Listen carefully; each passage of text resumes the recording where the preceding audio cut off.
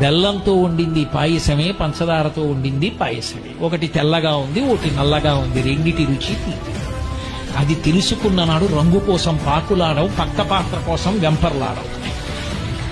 నాలో కనపడనిది ఏది సీతమ్మలో కనపడి నువ్వు చచ్చిపోయావురా, నీ గిర్రి కామానికి ఏం చేశావో తెలుసా రావణ అని అడిగింది. ప్రపంచాన్ని గడగడలాడించగలిగిన వాడు ఇంద్రుణ్ణి గెలవగలిగిన కొడుకుని కన్నా నీ కామానికి పరకాంతని తెచ్చి కొడుకుని యుద్ధానికి పంపి చంపేశావు.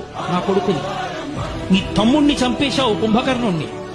ఇప్పుడు నువ్వు చచ్చిపోతే నీ తమ్ముడు విభీషణుడు నీ తలకొరివి పెడతాడు.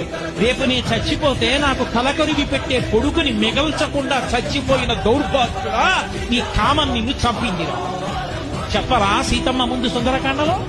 ఒళ్ళు దగ్గర పెట్టుకోకపోతే అన్ని వేళలా వయసు ఉంటుందా, అన్ని వేళలా శరీరంలో ఓపిక ఉంటుందా? ఎంత తేలికగా ఓపిక ఉంటుందో అంత తేలిగ్గా ఓపిక ఉంటుంది.